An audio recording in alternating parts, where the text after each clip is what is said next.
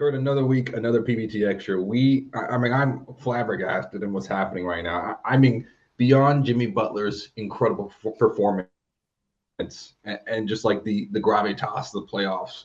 I mean, how are you doing? Are you like okay? How's your week going? Weirdly okay. No, it's new. I mean, it's a lot at this time of year. It's a lot of trying to prep for the draft and free agency while covering, games and going to games, but I took 24 hours off, 48 hours off over the weekend. And wife and I threw a Kentucky Derby party at our house, had about 40 friends over, watched the Derby, drank mint juleps, just had some ribs and chilled out. And then, went to a concert over the weekend and then dived back in Monday night, going to the game. So, I'm kind of refreshed. I got my time up. What about you? What have you been? You got you busy too. Over. Yeah, I've been all over the country, but I'm happy to be back home in my little haven, in my garden that I built for myself. My library is right here.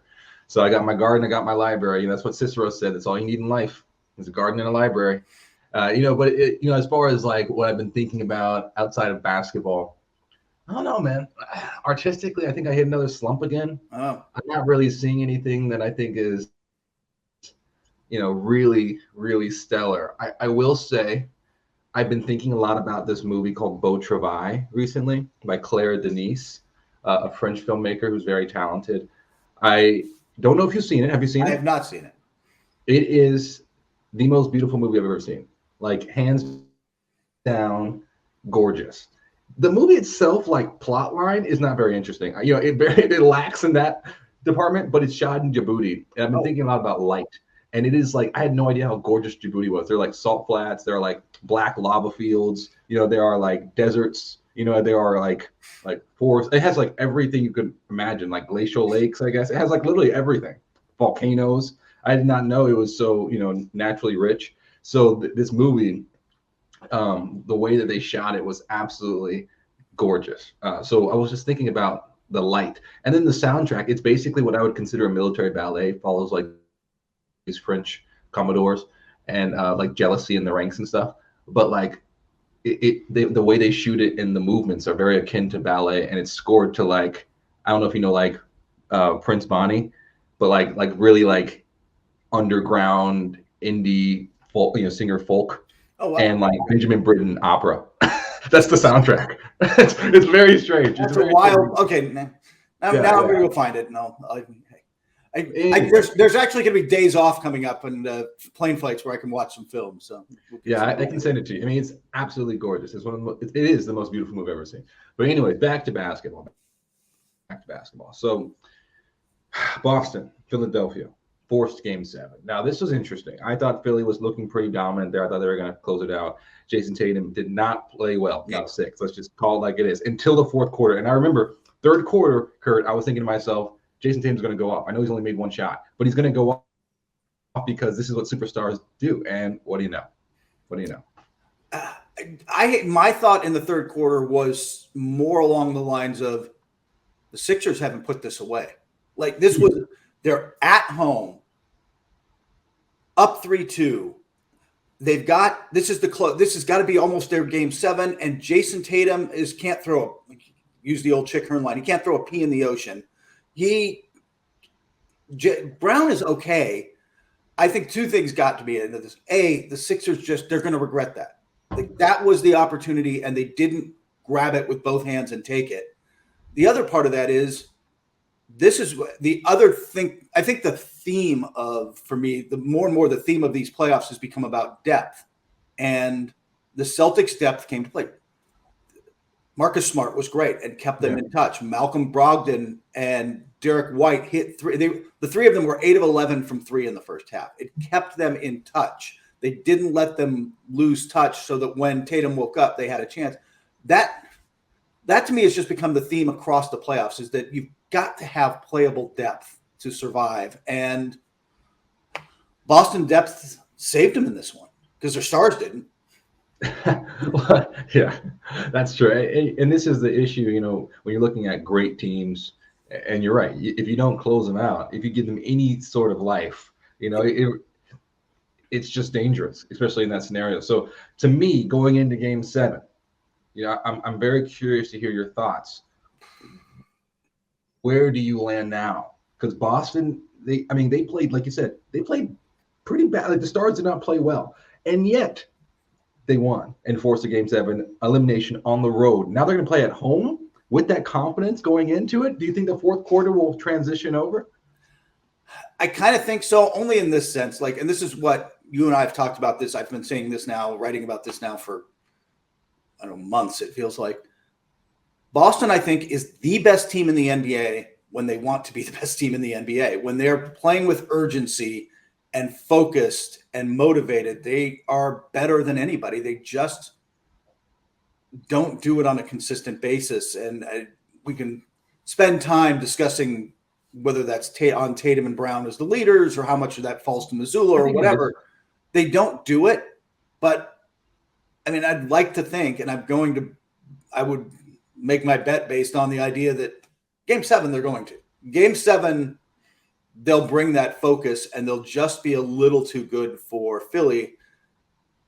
That said, they get another James Harden game, or Joel Embiid's going to be good, but if he can get Maxey or Embiid or Harris or somebody to go off with him, then there's a chance. But I think it's going to be a good game. Yeah, I go Philly. I think Philly will right the wrong here, and I think it's going to be. I was just reading about Hakeem Olajuwon, who you talk about big, dominant, centers from Africa, like Hakeem and Joel. And there was a moment when Hakeem, after he rededicated himself to his Muslim faith, he came back and he just led the Houston Rockets to back-to-back championships, right? But one of those in the 90s, he was league MVP. He finally got the league MVP, finals MVP, and a championship. One of the only times in NBA history. It was a very short list before that for someone to sweep it at that time. And I just was like, reading about Hakeem and watching him and how he took that next step in his career. It was about the same time because Hakeem got in, 84? And this was in 92, 93. I mean, it's about the same time Joel Embiid, where he is in his career, and he definitely took that next step, finished second in voting, just like Hakeem finished second in voting to Charles Barkley. And then he had his moment. I think this is Embiid. I think he's going to do what Hakeem did back in the early 90s. And I think he's going to go MVP, finals MVP, and win his first championship. First all-NBA selection as well. So I never forgot Hakeem at the time. This is unfair. He was also Defensive Player of the Year. Yeah, no, it's just crazy. Didn't Giannis do that a couple of years ago? MVP, Defensive Player of the Year, and Michael Jordan did it too. I was like, wait a second, Michael Jordan was MVP. I mean, at his side. Yeah. I mean, it's just like, how good was this guy? So sometimes you have to pinch yourself, and you're like, this is MVP, Defensive Player of the Year, and Finals MVP is just absolutely mind-blowing. Anyways, I think that's going to happen in Game 7. I think the other fun part of Game 7s is they're low scoring. I know the home team wins a lot, but they tend to be close games. And everybody's I think it's part of the reason they're low scoring is everybody's tight. I mean, part of it is you've played 6 games, you know what the other team is doing defensively, you can get some stops.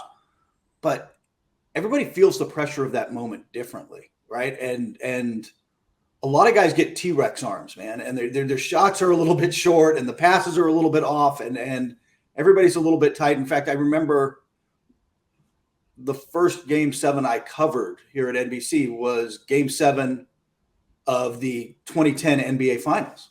Mm-hmm. Lakers, Celtics, no Kendrick Perkins. I still think the Celtics probably win that one if Perkins is healthy. And Celtics fans probably think that too. But that game, the best players on the floor are Ron Artest, Metta World Peace, and Rasheed Wallace, the two kind of street ball guys who are just like, whatever with your human pressure and whatever. Like, the guys who don't care about the moment are just like tearing it up out there because they're the guys not playing tight. Everybody else, Kobe, Garnett, Pierce, nobody's having bad games, but everybody's a little tight. And those guys are just like, whatever. Might as well be a Tuesday in November for them, man. They're just out there playing. Yeah, you got to have guys like, in the Spurs, we had Steve Kerr, right? Yeah. Like, you got to have guys who come and take over. The Lakers right now, it's Lonnie Walker, right? Like, you got to have those guys who can have like a 15-point fourth quarter for you. because you're right. I mean, at a certain point, this is where the depth kind of shows out. Yeah. And someone who's in the back of the bench, someone who hasn't really done anything all series long, all playoffs long, this is their moment. We've seen every counter and every counter to the counter. It's like now we need someone to come up and give us 10 points that's going to make the difference. Because you're right, like, and that's the difference between let's say a Denver Phoenix series where like you look at halftime scores, it's like 70 something. Yeah. It's just crazy. And you look at the Boston Philly, it's like old school 90s basketball. Like the fourth quarter, it's 75-72. Yeah. So 10 points in that scenario, if you can give me 10 from the bench out of nowhere, come out of the woodworks, that is the difference. I remember Game 7, second round last year, Bucks and Celtics. That's the Grant Williams game, right? 27 from Grant Williams out of nowhere and changes to get we're going to dare him to shoot. And he's like, okay. Robert Horry for the Lakers. I mean, there's always that guy who does that, and then you kind of write your name into lore. I don't know who this person's going to be, but I think it's going to go Philly. Now, I am curious though. Actually, I'll say this before we move on to Denver Phoenix. I think you were right on earlier. You mentioned it briefly. I want to pick it back up. You said, why isn't this team consistent? And for me, I think that's on Jason Tatum. And because if you're the franchise guy, the thing that makes you excellent, because he said it after the interview, humbly, I'm one of the best basketball players in the world, and he is clearly. Yeah. But the thing that makes you elite, like Kobe or Michael or any of those guys, Hakeem that we mentioned, is that they do that every night against the best of the best. Against Karl Malone, against Larry Bird, and against someone that you don't even know was in the NBA. Right? Wait, that guy was an NBA guy. They do it every single night. Not just back against the wall elimination game on the road. So once Jason Tatum gets, and he's so young, but once he gets to that level in his own basketball maturity, because I can see him growing, his leadership skills are developing in real time. I think late 20s, you'll see him hit that switch where he just says, I'm a killer every night. And that's what I think the Boston Celtics are going to be like, really dangerous, dynasty type of territory. Yeah, I think they're pretty close now, but I still think whoever comes out of that Game 7 is your title favorite still, right? They're still the best team. They're the best team going. They will go on to face the winner of that Game 7 between New York and Miami. What do you think about this? Because I know Miami confounded us. Yeah. Now Jimmy Butler, I mean, even when he had that little bit of an injury, still comes out, drops 28. It's unbelievable. Where do you think this leans? We're doing this hours before this. I think the Heat close it out in this one. Their role players have just been, Butler's been great everywhere, but their role players tend to be more consistent at home. And the rest of that roster, outside Bam Adebayo, kind of is role players. So I think you're going to get a big, again, we've talked about this. I don't know who it's going to be. Might be Strus, might be Max Vincent, might be Duncan Robinson, might be Kyle Lowry, might be somebody. Somebody's going to step up for them and have a big game. And I think the other question is just, what do the Knicks have in the tank? They won Game 5, but it took 48 minutes from Jalen Brunson having to carry that load. He was phenomenal in that game. But 48 minutes of him, 48 minutes of Grimes, heavy minutes for a lot of guys. A horrible start and then resurgent second half from Julius Randle in that game where he was just gritty and didn't get down after a bad first half. I don't know that they can repeat that. I don't know that they can repeat that on the road. What about you? Yeah, when before life leaves, right, there's that spasm, right, and then life goes, and I think that was the spasm. Sometimes it's 3-1. You're like, okay, let's just clean it up, and then there's this gritty, remarkable performance that forces another game, right, before you say, okay, let's take care of business now. It's 4-2. There's nothing left in the tank. That was it. And I think that's what we saw from the Knicks, and I think you're right. Somehow this Heat team continues to just blow my mind and defy all odds, given the evidence we saw this season. They're pulling in. They're just drawing from some reserve that I don't know where the aquifer is. I don't know where the water's coming from, but they just keep pumping it out. It's unbelievable to me. It's a miracle. But I think they're going to go. I think it's going to be – this is it. Yeah, I think it's Miami and whoever wins that Game 7. And then the other tight one tonight, Lakers-Warriors. Do you feel like – and we were just saying we're not sure the Knicks have a chance. Do you feel differently about the Warriors? Yeah, I do. this is, like I said, this Lakers team post trade deadline, they've retooled, Kurt, where, I underestimated. I didn't know how the pieces were going to fall. I think they've proven to me over this course of the playoffs that they do have depth. Yeah. And they do have, like I said, Lonnie Walker, Austin Reeves. They do have people who can consistently do that. I didn't think Reeves was ready for that, But honestly, I guess if you're playing next to LeBron James, who's, one of the all-time greats, and he believes in you, he keeps passing you the ball and he talks you up. I thought that was going to be a very short amount of time of like high performance, but he's proven that he believes that he can do it, and LeBron believes in him, and Anthony Davis believes in him, and I guess that's enough. So he's taking his game to the next level, and I've been absolutely blown away to see how consistent he's been. So I think this Lakers team can do it, like go very far, further. Obviously, they're very far now, but keep going. But there's something about this Warriors team, Kurt, that just and like I know they're defending champs. They don't really like look it, but there's something about this team that like every time I count them off, I write them off. They beat the Kings. I write them off. The Lakers are coming back, and then they force a game 7. So like, there's something about them that I don't want to do that again. So I'm going to go Warriors. What about you? This comes back to the depth issue. I mean, Curry's going to be Curry, and he might have a fantastic night, but they really need Game 6 Clay, right? Like, they need somebody else to step up. In Game 5, that was Wiggins. Andrew Wiggins gave them a really good night. Now, he's going to play through a rib injury. We'll see how he can go. Jordan Poole would be helpful, but I'm reached the Jordan Poole is so in his own head, he's not going to help phase. Like, his interview after the last game where he struggled, and they came up and they talked to him in the locker room. He didn't even turn around. He faced his locker. He didn't turn around and face the media. He just kind of did media with his head down. He's not in a good space right now, and I'm not sure he breaks out of it in time for this series. So I think they need Clay, and I think at home the Lakers. What do Anthony Davis and LeBron James have left? I mean, yeah, that's one of my big questions too. It's like they're flying down the highway, and I'm just like, man, like, are they on empty yet? It's like, I mean, because when you're driving sometimes, I love driving, and I used to do a lot of road trips, and you're driving for like 8 hours, 12 hours, and you're getting close to that E, and then sometimes you're like, I know that when I hit E, I still have 80 miles. You know what I'm saying? Yeah. Like, so right now, talking about this Lakers team, where I know like they're on E, but I'm like, well, how much miles can we really make it?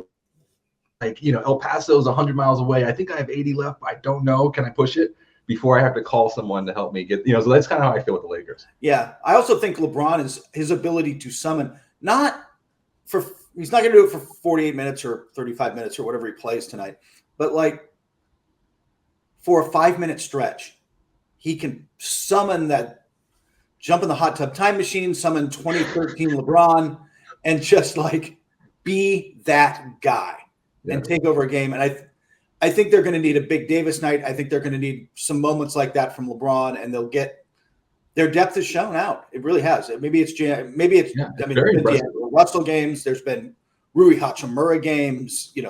Lonnie Walker. Somebody will step up. I think they're going to be good. I don't think they're as good as peak Warriors. That's why I can't write the Warriors off. I just don't know if they're desperate, but I don't know if they're going to get peak Warriors or if their depth issues finally catch up with them. So, yeah. And then this Denver Phoenix series, we saw it conclude. Yeah. And I mean, in like an exclamation point fashion. Yes. And I remember a couple games ago, I can't all these games. Can't remember which one exactly, but I remember the Suns were up. Like KD and Devin Booker. This was on Friday. No, this was on Friday night. So a week ago. KD and Devin Booker had like 40-something points going into half. And the Suns had a 17-point lead, I think it was, a 15 or 17-point lead going into the third quarter. I was with my dad. I turned to my dad and I was like, this Suns team, I think is bad. Like, I don't understand. Like, I just don't get this Suns team. And I was like, watch what happens this quarter. The end of the third quarter, Denver ended up taking a 2-point lead. Yeah. And I was thinking, how do you lose a 17-point lead with Devin Booker and Kevin Durant when both of them had over 20 in the first half? And I saw that finally play out. Like, they just can't keep up with this Denver team, man. Denver has depth, right? And not just depth, like not just Bruce Brown off the bench and who's been fantastic, and all these, Aaron Gordon's been amazing as a defender and score. They have the continuity nobody left has. I think like they maybe Boston, but Boston doesn't really show it. But they've been together in the same system with the same coach, and they just know what they're going to do. They know what they want to do. They're very confident in it, and so they've been fantastic. I think I think they're the best team in the West. Whoever comes out of, I think the Lakers or Warriors, it's a really interesting matchups and series. But I think there's a lot of fans still sleeping on Denver. Like, I don't know, man. They don't have rim protection. It's Jokic. They've never done it. Like, I'm not sleeping on them anymore. I think that they're a force of nature in the West right now. They're the best team, and so we'll see who they play and what they do. And Phoenix, on the other hand, they go into. I've been writing on this. By the time people can listen to this, the story will be up at NBCSports.com. Corey, I mean, it's really pretty simple. I mean, they had to trade, remember, Mikal Bridges, Cam Johnson, Jay Crowder, plus 4 picks and all this, to get Kevin Durant, and those were the guys. Yeah, that was the meat. I mean, that's the meat and potatoes. You got rid of all the potatoes. It's just like, wait, like what's left? Yeah, and that's where they are going into this offseason, which leads to a really interesting problem for them, and it's going to lead to a lot of speculation because with the guys on their roster, remember, Booker, Durant, and DeAndre Ayton, who we haven't discussed and didn't have a really great series, all maxed out. Chris Paul, $30 million next year, although not fully guaranteed. They're actually with 6 guys locked in on the roster for next year, 6 guys. So they've still got a lot of roster filling out. They're into the luxury tax. They are so maxed out. So the speculation around the league, and this has been reported a few times today, there's a large expectation that they're going to move DeAndre Ayton or Chris Paul this offseason to get depth around Booker and Ayton. Booker and Durant. And both of them right now, you think that last game where they got, absolutely crushed. Yeah. Paul, Ayton, both out. Yeah. So I think you're on to something. It is concerning. And this is, like I said before, when I saw this trade, first of all, it was absolutely mind-blowing. And then 2, I just immediately thought I was in New York in the Upper East Side walking down to a meeting, and I stopped and I just thought, didn't we just do this in Brooklyn? Didn't we just do this? Yeah.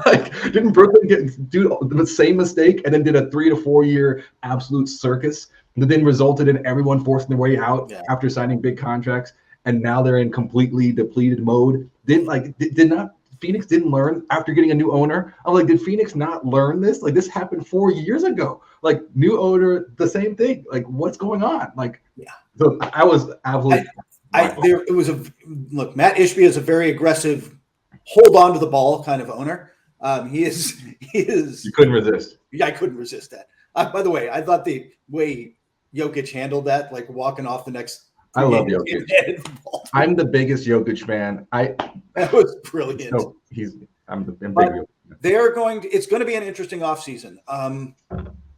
It's just like I said, they're going to try to trade Chris Paul, who both has value, but also has weird value as a contract if they can trade him at the draft, because he's owed $30 million, but only $15 million and change of that are guaranteed. So if a team wants to save money, there's moves there. Ayton's going to be interesting if they try to trade him, because Ayton's good, but do you want him on your team at the max?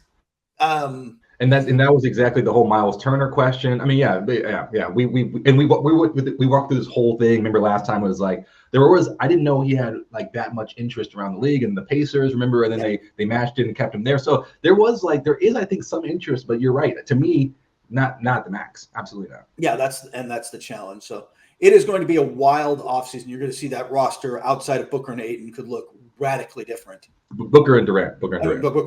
I just keep saying it. Between Booker and Durant, they'll look. You've got the 2 hard pieces to get, but they've still got to figure a way to fill out everything around them. By the way, Corey, talking Phoenix and Denver ties us neatly into Corey's jukebox this week. Yeah, so still in rock and roll.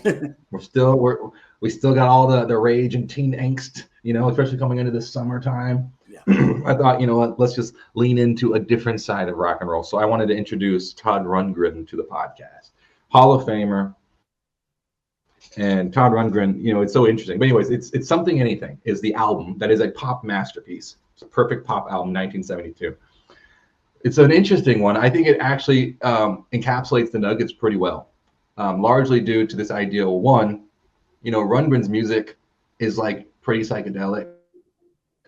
And Yeah, I don't know if you spent a lot of time in Colorado. Yeah, it's the early 70s. So yeah, it's just Yeah. I don't know if you spent a lot of time in Colorado, but I was just in the airport and a lot of tie-dye, Yeah. a lot of like, that's kind of like the whole vibe. So that's like, I thought that was a nice, neat fit, with the mountain psychedelic culture of like Boulder and Denver and stuff.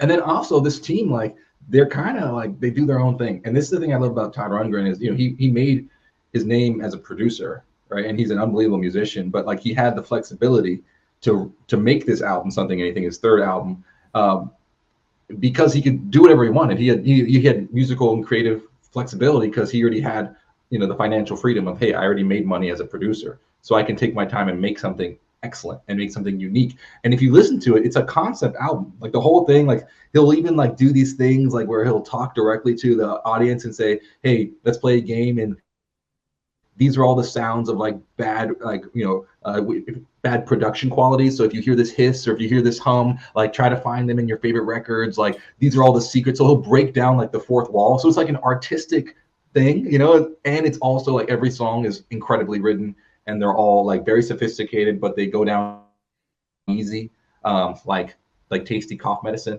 So I think in that sense, like Todd, this album is very much like the Nuggets. Like, the whole team is like this kind of weird offbeat masterpiece, Yeah, Rundgren is kind of a musician's musician, if you will, right? And are the Nuggets kind of a basketball junkies basketball team? Like, wow, it is interesting. I mean, when they're healthy, it is interesting because Jokic is like, he is like a ball player. Like this guy, once again, like being a center and flirting with that triple-double average for the season on the number one team in the West. I mean, Oscar Robertson and Russell Westbrook are the only two people in the history of the NBA who did that, right? And you're talking about like a 7-foot center, doing 24, 14, and 10. Like that's crazy.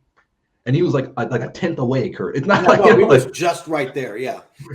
So like for him, but he has no ego.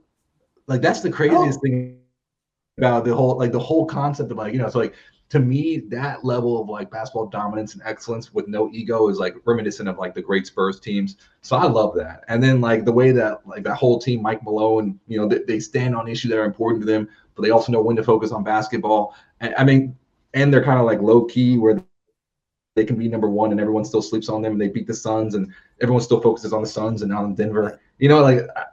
I think they're good with that. I think they like the idea of kind of being just out of the spotlight a little bit and being, it's going to be fun. And they like I said, they know who they are. It's going to be interesting. They are a team that knows their system and will kill you with back cuts, will kill you with isolation, will kill you with Jokic and his passing, just because they can beat you a lot of different ways. And that's the most dangerous team in the playoffs, right? Somebody who's like, oh, you want to play that one? Okay. Yeah, I would say Philly is up there too, because I know you said that the continuity, but the Heat have continuity, although the injuries kind of derailed that. But the Heat culture is still there. It's still very, very strong. And then Philly, they've been together for a long time. I know the injection of Maxey recently in the past couple of years, and then Harden most recently, kind of changes things. But the core of that team is still like Doc and Joel. Like I think they've kind of built something pretty strong. But yeah, Denver though, they're like I said, like Todd Rundgren, where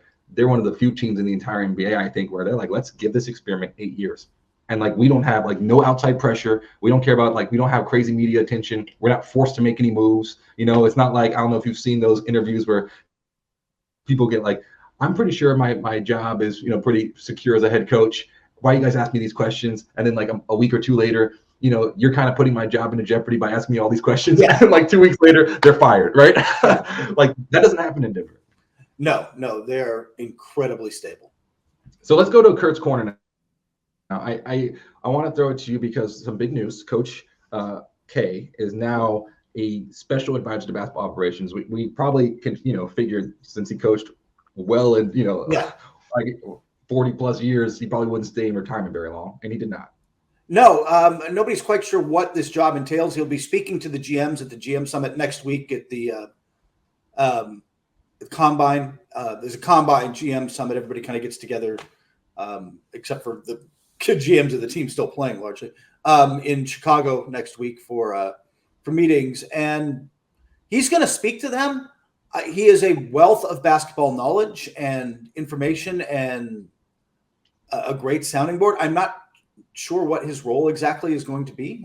The special advisor, role. I'm not sure what that ultimately is going to be for the NBA, but there are worse guys to have on the payroll, man. Yeah, I think the way that I think about this is pretty simple. One, I think the NBA does a very good job of keeping people engaged and in the family. So if you are a legend, and think about this. Coach K was on the coaching staff of the '92 Dream Team. Yeah. So you think, so like that's the kind of wealth of basketball knowledge you're talking about. Not just 20 years, 30 years, 40 years spanning the evolution of were games still on tape delay, in the NBA to what it is right now. Let's figure out how to do this on social media and NFTs. He's seen everything, mentored all the stars, all these Hall of Famers. Oh yeah. And he's seen everything at highly the college level. Yeah. College and Olympics and NBA level. So if you have that kind of wealth of knowledge, and you want to kind of make sure we don't forget our roots and still look forward, the best way to do that is, hey, be our advisor, get you on our board of trustees, if you will, and have a direct line to the commissioner, and then also show your appreciation by compensating that person. So I think that is great. And I think this also is really interesting as far as what this then shows the future generation of NBA people is we take care of our own. And I think that doesn't happen in other leagues. So I think that's a very, very, very wise thing, especially after they did all the NBA awards and renamed everything to kind of make sure they reburnish the pantheon of who's important in our league and why are they important in our league, and let's teach the next generation. I think having Coach K on staff is a great sign to the current Hall of Famers who are okay, there's space for me. Yeah, and I think your point about the NBA trying to, I think around the 75th year last year and stuff, just really trying to, I don't want to say, I think expose a younger generation to roots that they don't know exist, right? I think that this is part of that. Here's a guy who, like you said, who has been around since the Dream Team, has been, even though he didn't coach in the NBA, has influenced the NBA in so many ways that it's a good guy to keep around. It's a good guy to be able to have as that kind of sounding board and face when you need it for stuff. So, and with the draft, it's interesting too. Do you want to talk about the draft now, or do you want to wait a little? No, we can do the draft now because he's there. I find the draft lottery just fascinating and franchise changing, and it's wild because, Corey, you've been around these front offices with spreadsheets and chat room, not chat room. Well, the war rooms, planning everything out for. I mean, if you're a GM, you're talking 6 years out, 7 years out. Hey, not only where are we now, and where are we, in Phoenix? How do we get these guys around Durant and how do we make these change? But you already are thinking, how do we evolve past this when Durant steps away and we turn this into you've got to plan all this out. All that planning now is at the whim of some ping pong balls, man. It's everything can be upended. And when you think about this draft in particular, I think it's fascinating when you picture how much getting Victor Wembanyama, or frankly Scoot Henderson at 2, but Wembanyama number 1. I mean, the Detroit Pistons get him, put him next to Cade Cunningham with Jaden Ivey, and it'd be a force. Houston Rockets. Well, yeah. You think about the Rockets? Yeah. No, you're right. No, this is altering. What about your Spurs? If your Spurs, it would bring back the Duncan. I mean, I would say instantly bring back the Duncan Robinson era, but like this is an organization that knows how to build long term. Yeah, no, It's crazy. hard to be still. It'd be. I'm trying not to think too much about it until I see the ping pong ball fall. But yeah, I'll tell you the other one that would be to me would be, you know what? Quietly, they might be rooting for at NBA headquarters. Charlotte Hornets. They're fourth. They got like a 12.5% chance. You put LaMelo Ball and Wembanyama next to each other, and you've just created maybe a very good basketball team. Probably a very good basketball team. He said maybe. I don't know. More importantly for the NBA in some ways, you just created a social media juggernaut. I think so. Yeah, this is interesting. You know, we talk about franchise altering. It certainly can be, but I do think, you know, the way that I look at the draft, and like I said, you know, the draft is very strange to me for a lot of reasons. Particularly, it's so hard to evaluate all these young players, and they don't even mature for another 7-8 years, and they all the contracts. How do you keep them interested? Everyone can force their way out if you're really that good. So it is it's like an interesting kind of like toss in the air. Here, it's pretty evident who the best players are, but it reminds me once again of Hakeem. You know who else was in that draft? Jordan, Bowie, Michael Jordan, taking that number 3. Yeah. I just want to say that again, because you have no idea. I stared at my phone when I was reading this. I was like, get out of here. Yeah. Hakeem was the best player in college. You know, he like willed that Houston team to like the Final Four how many times, right? Yeah. And then he was number 1 consensus overall. People were like, this guy, he's a force of nature, absolute physical specimen. What he can do, like playing, he grew up playing handball, so and goalkeeper. So he's like, man, like this guy's footwork is unbelievable at that size. We've never seen anything like it. Much like people are talking about Wembanyama, right? Like this is just absolutely crazy. Everyone was like, Hakeem is absolutely consensus number 1 overall draft pick, and he was correctly chosen at number 1. And all the while, Michael Jordan.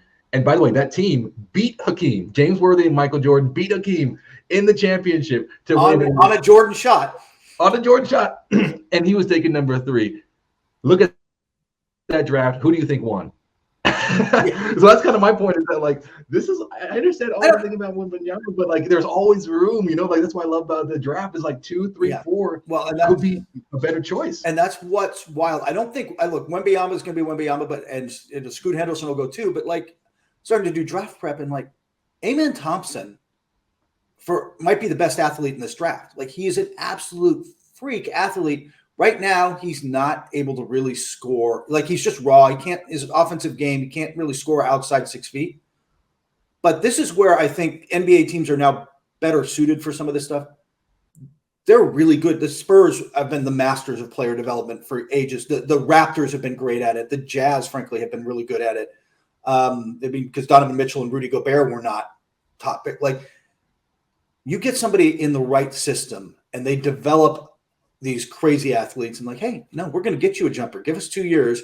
You're going to be knocking down and everything opens up. And so, yeah, it's the fun part of the draft is the craziness of it and the randomness of it.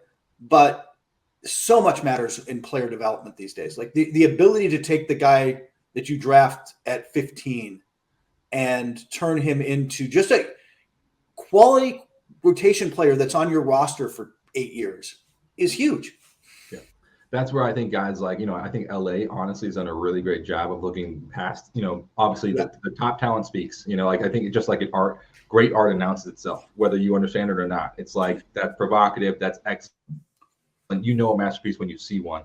I think in sports, it's very similar. Like you watch Mbappe play soccer, you're like, that guy is really good. Yeah. Like, I don't know anything about soccer. That guy's really good. You watch Serena play tennis, you're like, whoa. You know, like, so I feel like it's the same way with this, but the latter part of the draft, especially now, especially since you open up the world, you know, like you're looking at evaluating talent in France and all over the world. This is that's where GMs make their money. And obviously no one's better historically, you know, in the past few years than OKC. I mean, they drafted 3 guys that went on to win MVPs, you know, like, and then you look at, and then the Lakers, and they're still like SGA, like Shai Gilgeous-Alexander make his first team All NBA above guys like Donovan Mitchell, like pretty incredible. Exactly. And then the Lakers, honestly, they've been very good at picking talent. They just can't keep it. Well, they made a conscious decision to send a lot of it out. Some of it mistakenly for Russell Westbrook, but they also like the Brandon Ingram and guys for Anthony Davis as a trade they'd make again. You got the ring, so you got the ring. It worked out. But let's talk about the All NBA teams. So let's talk first team All NBA. Just walk me through first, second, and third teams and what you thought. And you probably have got them right up in front of you in easier seats. First team All NBA. Luka. First team All NBA was Luka, Shai Gilgeous-Alexander, Jason Tatum, Giannis Antetokounmpo, and Joel Embiid. Those were the 5 guys I had on the first team. You could fudge this a little if you wanted to and put Luka at forward so you could get in another guard, and you could have you can slide Jokic into the forward spot and get him on your first team if you really want to. This was my first 5. I had no problem with that first team.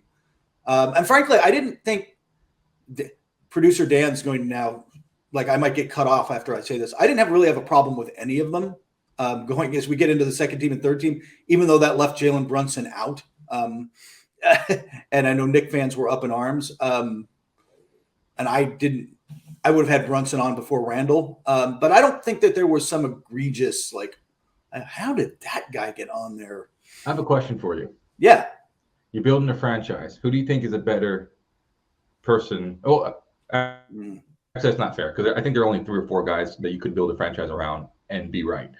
Who do you think is better, Shai Gilgeous-Alexander or Trae Young? Oh, Shai.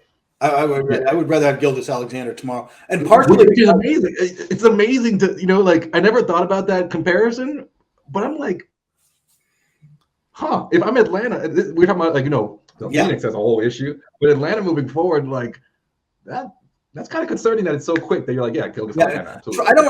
I think Trae has incredible value. I think he's he's an all-star, borderline all-NBA level player. But Shai is better at lifting up the guys around him, and I don't want to go down the Trae Young rabbit hole. But like, But I'm just curious. But I think Shai. He's changed the timeline in OKC. Like, remember they were building they got all these picks, and now it's like we can, especially with Chet Holmgren coming back next year and everything they've got. Suddenly they get good fast. Yeah, I think that's kind of what I meant by with Gilgeous-Alexander is that when I think about when I'm just like in my apartment or like I'm talking to friends about this or whatever, colleagues, top NBA guys, like I never put Gilgeous-Alexander in that first. It never comes to me immediately. Yeah. I would always think, Trae Young is probably up there before I go to Gilgeous-Alexander. But you look at the paper, and I think you're right where Gilgeous-Alexander is doing something that's interesting to the point where like, how good is he? So I need to give him a little more respect in that sense. And I congratulations on the first. I mean, it's amazing. That's really cool. Yeah, he's doing it. LeBron James, 19 years in a row, third team deserved to be there. My ballot was a little different. I didn't have Randall in, but I did have Anthony Davis. The third team was De'Aaron Fox, who was deserving. Damian Lillard was on my second team, actually. LeBron, Julius Randle. Domantas Sabonis was a lock. Like, he was the third best center. And it sucks. And I look forward to the challenge next year when it's positionless, because I didn't love leaving Bam Adebayo off this because I think he had a really good year, but he was the 4th best center. And I'm locked in, and I guess I could have tried to slide him in at forward, but it got messy. And then for second team, just so I can read it, just for editorial purposes, Steph Curry, Donovan Mitchell, Jimmy Butler, Jaylen Brown, and Nikola Jokic. And by Donovan Mitchell, you made second team. Stop whining about it. I know you thought you should have been first team. No, I thought Shai was better than you this year. So, but more than that, like, you made second team All NBA. You're one of the 4 top guards in the league. Chill. Let's talk about the Mad Libs. This is fun. This is we always like to end the show. We start off with Beau Travai. We end with dream cars. Dan asked, our producer Dan, asked us, okay, what's your dream car growing up? So I'm curious, did you have one? What is your dream car? Are you currently driving your dream car? Yeah, I don't know. No, I am not driving my dream car. I don't have a car. Because you're a potential advertiser here on the network, I will just say that I'm looking forward to getting rid of my car in a couple of years, just because it's bigger than I need now. And I don't love driving it. Ideal car, honestly, like in a fantasy world where I don't have to transport other people much, I would want like a mid-60s Corvair, like the convertible Corvairs Wow. what Chevy did in the 60s. Like those are just my sleek, ideal driving around. Get that car, get in it, go to the coast, go all the way. I'm going to drive from LA to San Francisco, just up the coast in a Corvair, man. That's my idea of like an ideal car. What about you? The piano jazz. No, Yeah. that's very chic. What about me, you? Because you love to drive. Yeah, I love to drive. I don't own a car. You're in New York. And my dream car is a Toyota Camry. I just love in New York, everyone like the taxis are all Camrys. Yeah. And I'm just like, I just really want a taxi.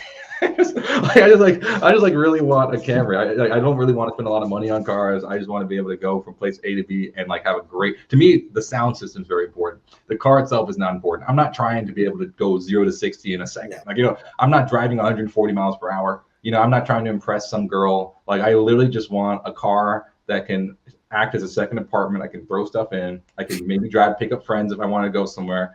And like the sound system is so next level. So I would get a Toyota Camry. And I would just get a really nice sound system and just listen to music. My second option would be a Vespa. I had a Vespa in college. Oh, that's and I just really love scooters. Yeah. I really love scooters. So I would scoot around New York, scoot around Queens with my scarf and my Vespa. But I was profiled in college because I was that kid who would went around South Bend with a Vespa and a scarf. And I was in French class. And I don't know if I want to relive, getting picked on for being. You're not going to trick your Vespa out with like mirrors and go full quadrophenia. This is more. Yeah, no, like I said, to me, it's not like everything that's cool. I don't want I don't want a Lamborghini. I don't want a Ferrari. Like I literally if it's cool, I'm not interested. I just want a Camry, and I just want a really nice sound system so I can listen to like opera, and pick up friends to go. I don't know, upstate to go look at like art at Storm King. Like, my life is very simple, but I can't afford, like that, like concept. Like mentally, I'm like, I don't know if I want to just, I like having no car. I like the freedom of it. So yeah, Corey will be buying a minivan, folks, in just a few years. I'm not against the minivan now. People are like, oh, minivan. Like I said, whatever is the least cool car.